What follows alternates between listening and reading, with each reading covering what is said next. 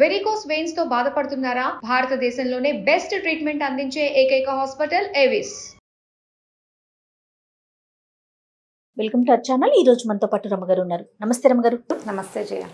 రమ్మగారు, మీరు ఎప్పుడు మనం చాలా కథలు చెప్పుకున్నాం. తెలివి తక్కువ కోడళ్ళు, తెలివి తక్కువ అబ్బాయిల గురించి, ఇలా డిఫరెంట్ ఫన్నీ స్టోరీస్. అయితే తెలివి గల్ల వాళ్ళ గురించి మాట్లాడుకుందాం. తెలివైన కోడళ్ళు. తెలివి గల కోడళ్ళు కథ. అంటే ఇది వరకు ఒక కోడళ్ళ కథ చెప్పాను. నలుగురు కోడళ్లలో ఎవరెవరికి ఏం పనులు ఇవ్వాలి, అలాంటిదే ఒక చందమామ కథ చెప్తాను. ఒక ఊళ్ళో ఒక భార్య భర్త పెద్దవాళ్ళు ఉన్నారు. వాళ్ళకి ముగ్గురు అబ్బాయిలట. ముగ్గురు అబ్బాయిలు అయితే వీళ్ళు బాగా పెద్దవాళ్ళు అయ్యాక కొడుకులకి పెత్తనం అప్పచెప్పేశారు. అప్పచెప్పేశాక ఈ ముగ్గురు భార్య భర్త ఈ ముగ్గురు ఉండి ముగ్గురు కొడుకులు కోడళ్ళు అంతా ఓచోటే ఉండి తెగ కీచులాడుకుని కొట్టుకు చచ్చి ఎంతసేపు పోట్లాడుకునేవాళ్ళు. నువ్వంటే నువ్వు, నేను ముందు చేశానంటే నువ్వు ముందు చేసావు, నేను ముగ్గేసానంటే నువ్వు చుక్కలు పెడతావా, ఇలా ఏవో అక్కర్లేని మాటలు అనమాట. కొట్లాడుకుంటుంటే ఈ పెద్దవాళ్ళకి విసుగు పుట్టింది. ఇలా కాదు, ఎవరిది వాళ్ళకి పంచిచ్చేద్దాం. అదేమో పెద్ద ప్రాంగణం, 3 వాటాలు ఇల్లు. ముగ్గురు కొడుకులకి 3 వాటాలు చేసేద్దాం ఇల్లు. అక్కడి నుంచి మనకి ఏవో చిన్న పంచ వేసుకుని మన దారిని మనం ఉందాం, మనకు అవసరమైనవి పిల్లలు చూస్తారు అని మాట్లాడుకున్నారు. కొడుకులు చక్కగా కలిసే ఉండేవాళ్ళు. కోడళ్లతో వచ్చింది తంట. అక్కడి నుంచి ఏమైంది, ఏం చేశారు, ఆ పెద్ద ప్రాంగణంలో 3 వాటాలు చేశారు ఇంటిని. 3 వాటాల్లో ముగ్గురు ఉండేవాళ్ళు, ముగ్గురు కొడుకులు ముగ్గురు కోడళ్ళు. అక్కడి నుంచి ఆ భార్య భర్త అమ్మ నాన్న మాత్రం ఓ చిన్న ఇల్లు వాకిలి, ఓ చిన్నది పర్ణశాలలాగా ఏర్పరిచి, పెద్దవాళ్ళకి ఎంత కావాలి, ఏముంది, పడుకుందుకు మంచాలు, కాస్త వంట వండుకుందుకు ఏదైనా, ఓపిక లేకపోతే ఏదో కోడలు కూర నారో చేసి పెట్టేది, అత్తగారు వేడిగా అన్నం వండుకునేది, అలా ఏదో ఏర్పరచుకున్నారు. అయితే ఏమైంది, వీళ్ళు ముగ్గురులో మళ్ళీ పెద్ద ఆవిడికి ఆఖరి ఆవిడికి చచ్చేలా తగదా వచ్చింది. ఒకసారి వచ్చేసరికి వాళ్ళిద్దరు మాట్లాడుకోవడం మానేశారు. మాటలు మానేశారు. ఇచ్చిపుచ్చుకోవటాలు లేవు, మాటలు లేవు. ఇద్దరు కలిసి ఒకళ్ళ మీద ఒకళ్ళకి చెప్పుకోవాలంటే ఎవరికి చెప్పాలి, మధ్యలో ఉన్న కోడలికి చెప్పేవాళ్ళు. ఏమైనా చేసినా మధ్యలో కోడలికే వచ్చేది, ఇచ్చేవాళ్ళు. వాళ్ళు కొట్టుకుంటూ ఉండేవాళ్ళు. అయితే ఎలా ఉండేదంటే, ఎవరైనా ఒకళ్ళు ఒక వస్తువు చేయించుకుంటే రెండో ఆవిడ అది వినేసి గోడకి చెవిలా నుంచి వింటాం.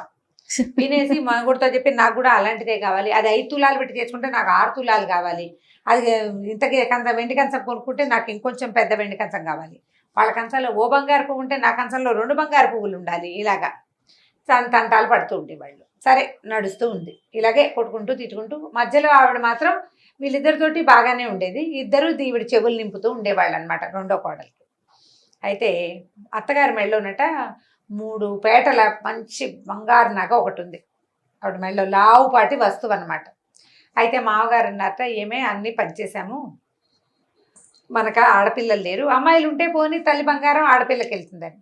ఈ ముగ్గురు కోడళ్లలో ఓ పిల్లకి ఎవతకో ఒకదానికి, ముగ్గురికి తలా ఒక వాటా ఇచ్చేసేయమన్నాడు. ఎవతకో ఒకదానికి అనలా, ముగ్గురికి 3 ముక్కలు చేసి ఇచ్చేయమంటే ఈవిడంది, అదేమిటండి, తరతరాల నాటి వస్తువు, నాకు మీ అమ్మ ఇచ్చింది, మీ అమ్మకి మీ నాయనమ్మ ఇచ్చింది, మీ నాయనమ్మకి వాళ్ళత్తగారు ఇచ్చింది, ఎన్ని తరాల నుంచో వస్తుంది, ఒక వస్తువు ఒక పోళంగా ఉంచాలి, 3 ముక్కలు చేస్తే అందం పోదు వస్తువు, 3 పేటలు గొలుసుని 3 విడివిడిగా చేస్తే ఇంతంత పిల్లలు అనుకో, పోనీ ఒక పేట మెళ్ళో వేసుకుంటారు కోడళ్ళు పెద్దవాళ్ళు, పిల్ల జల్లా ఉన్నవాళ్ళు. ఆ ఒక్క గొలుసు వేసుకుంటే ఏం బాగుంటుంది, చూస్తాను వీళ్ళ ముగ్గురులో ఎవరు బాగా బుద్ధిమంతురాలు అనిపిస్తే వాళ్ళ మెళ్ళో వేస్తానండి ఈ వస్తువు అని. ఇది ఆఖరి కోడలు వినేసింది. అమ్మ బాబోయ్, మీ అమ్మ తెలివితేటలు చూడండి, ఎవరికో ఇచ్చేస్తుందిటండోయ్ అని మొగుడికి చెప్పింది. వాళ్ళిద్దరూ మాట్లాడుకుంటూ ఉండగా పెద్ద ఆవిడ వింది. ఆవిడేమో చిన్న ఆవిడ చెవిలో వేసింది. మధ్యలో ఇగో వాళ్ళకి ఇలాట అత్తగారు ఇలా అన్నట్ట, అది వినేసింది. ఇప్పుడు ఏం చేస్తుందో, తెలివితేటలుగా అత్తగారిని బుట్టలో వేసుకుంటుందో ఏమిటోనే, పెద్దవాళ్ళం మన ఇద్దరం ఉండంగానే అని చెప్పింది. చెప్పేసరికల్లా రెండో కోడలు భర్తకి చెప్పింది, మీ అమ్మగారు ఇలా అన్నారు, మీ మరదలు విన్నది, మీ వదినకి తెలిసింది, ఆవిడ నాకు చెప్పింది అని. వాళ్ళ ఆయన భర్త ఏమన్నాడు, ఏముంది, నువ్వు కూడా నీ తెలివితేటలు చూపించి నీకే వస్తుందేమో చూడు, తెలివిగా వ్యవహరించి గొలుసు సొంతం చేసుకో అన్నాడు ఆయన నవ్వుతూ. భార్య తెలివి కలదని ఆయనకు తెలుసు అనమాట. సరే, అక్కడి నుంచి ఏమైంది, ఇది ఎప్పుడైంది, సంక్రాంతి పండగ తర్వాత అయింది. సంక్రాంతి తర్వాత రావాల్సిన పండగ ఏమిటి, ఉగాది. సరే, ఏమనుకున్నారు, ఉగాది పండగకి బాగా పిండి వంటలు చేసి పెట్టి అత్తగారిని లైన్లో పెట్టుకోవాలి. ఇక నుంచి అత్తగారి మనసు గెలుచుకునే వ్యవహారం చేయాలి వస్తువు కోసం. మామూలుగా శాస్త్రానికి ఏం చేయాలో పెద్దవాళ్ళకి అది చేస్తున్నారు, చుట్టుపక్కల వాళ్ళు గడ్డి పెట్టకుండా చేస్తున్నారు. కనీసం అదే ఏదో ఒకటి ఇప్పుడు కేర్ఫుల్గా చేయాలి. సరే, ఏమనుకున్నారు, నేను రకరకాల పిండి వంటలు వండుదాం అనుకున్నారు. ఆవిడ పిండి వంటలు వండేస్తోంది, ఈవిడ పిండి వంటలు వండేస్తోంది. ఈ గుమగుమలన్నీ చూసి రెండో కొడుకు అన్నాడు, ఏమేవ్ మా వదిన వండేస్తోంది, మేము నా మరదలు వండేస్తోంది, నువ్వేం వండుతున్నావు? నేనేమి చేయనండి, ఓ పని చేయండి, బజార్ వెళ్ళి మీ నాన్నగారికి ఓ చాపు, మీ అమ్మగారికి ఓ చీర, రవికలు కూడా పట్టుకురండి అని చెప్పింది. ఈవిడ 10 రకాల పిండి వంటలు చెప్పింది పెద్ద ఆవిడ. చిన్న ఆవిడ చెప్పింది. ఇద్దరు ఎవరికి చెప్తారు? మధ్యలో అమ్మాయి కదా చెప్పేది. వీళ్ళు ఏం వండుతారో ఆ అమ్మాయికి తెలుసు. ఆ పూట ఏం చేసింది, పప్పు కూర చారు ఏదో చేసుకుంది. దేవుడి కోసం అంత నాలుకంత పాయసం చేసి దేవుడి దగ్గర పెట్టింది. 11 గంటలు 10 గంటలు అవ్వంగానే పెద్ద ఆవిడ ఓ పళ్ళె నిండా సంబారాలు ఏమేమి వండిందో అవన్నీ పెట్టి, మరి తోడుకోట్లకి అన్ని తన మాటలు వినేది అదే కదా, అందించింది. ఆఖరి ఆవిడ ఇంకో 10 రకాలు చేసింది. ఆవిడ గారెలు బూర్లు, వీళ్ళిద్దరు మళ్ళీ ఒకే రకం చేయాలి. ఆవిడ రకం వేరు, ఈవిడ రకం వేరు. ఓకే. 2 రకాలు వచ్చాక ఆ 2 పళ్ళాలు జాగ్రత్తగా చూసుకుని ఈమెను ఏం చేసింది, వీళ్ళు చేసింది ఆఖరి ఆవిడ దాంట్లోంచి కొన్నెత్తి పెద్ద ఆవిడకి ఇచ్చింది. పెద్ద ఆవిడ దాంట్లో ప్లేట్లోంచి కొన్నెత్తి చిన్న ఆవిడకి ఇచ్చింది. అంటే అవి 2 పదార్థాలు తను చేసినట్టు సినిమా ఇచ్చింది. ఓ ఇంకా పళ్ళల్లో కొన్ని వస్తువులు ఉన్నాయి కదా, సరే మొగుడు భార్య భర్త తిన్నారు, పిల్లలకి ఏదో పెట్టారు. జాగ్రత్తగా ఈ ఆవిడవి ఈవిడివి 4 వస్తువులు ఒక పళ్ళెంలో అమర్చుకుని తను చేసిన పాయసం ఓ కప్పులో పెట్టి చీర చాపు చేత్తో పుచ్చుకుని వెళ్ళింది. ఈ లోపల పెద్ద కోడలు సామాన్లు పట్టుకొచ్చి స్వీట్లు హాట్లు అన్నీ పట్టుకొచ్చి చేసినవన్నీ పళ్ళెల్లో తెచ్చి అట్టహాసంగా అత్తగారు కప్పచెప్పింది, దండం పెట్టి వెళ్ళిపోయింది. ఆఖరి కోడలు మొత్తం పట్టుకొచ్చింది. సరే ఈ మధ్యలో కోడలు వెళ్ళాక పళ్ళెం పట్టుకొచ్చి అక్కడ పెట్టింది. చీర చాపు భర్తతో సహా వెళ్ళి అత్తగారికి మామగారికి బట్టలు పెట్టి ఆశీర్వదించమని కాళ్ళకి దండం పెట్టి, అత్తగారు చీర చాపు చూసుకుని, అబ్బో ఎంత మంచి రంగే, నవలకంఠన్ రంగు ఎంతో బాగుందండి, మీ అబ్బాయి తెచ్చాడు అత్త నీకోసం, నీకు ఈ రంగు ఇష్టమని ఈ రంగు తెమ్మన్నాను, అందుకే మావయ్య కూడా అత్త కోడళ్ళంచు పంచి తెప్పించాను. పెద్దవాళ్ళు ఆఖరి వాళ్ళు స్వీట్లు చేశారు కానీ బట్టలు తెల, ఈవిడ బట్టలు తెచ్చింది. సరే దండం పెట్టాక అత్తగారు అంది, మా అమ్మాయి నీకు ఎంత చక్కటి బుద్ధి, నీకు మంచి రంగులు ఎన్నిక చేసావని మెళ్ళ నుంచి గొలుసెత్తి కోడలు మెళ్ళ వేసేసింది. వేసేసాక కాసేపు కూర్చున్నారు. అత్త మావకి దండం పెట్టి చిన్న కోడలు వెళ్ళిపోయింది. రెండో కోడలు మావగారు అన్నాడు, ఏమే పెద్దది ఇంత పళ్ళె నిండా స్వీట్లు తెచ్చింది, చిన్నది ఇంత పళ్ళె నిండా స్వీట్లు తెచ్చింది, వాళ్ళిద్దరికీ ఇవ్వలేదు, చీర చాపు తెచ్చిందనా దీని మెళ్ళో వేసావు అన్నాడు. కాదండి, దీనికి పొదుపు పొట్లని తెలుసు, తెలివి ఉంది, దీని దగ్గర వస్తువు కాపాడుకునే గుణం ఉంది, అందుకని ఇచ్చానండి. ఏం గుణమే, వాళ్ళిద్దరూ వండారు, ఇది బజార్ నుంచి డబ్బులు పెట్టి తెప్పించింది, పైగా పళ్ళ నిండా స్వీట్లు తెచ్చింది, దీని తెలివి ఎక్కడ కనిపెట్టావు నువ్వు అన్నాడు ఆయన.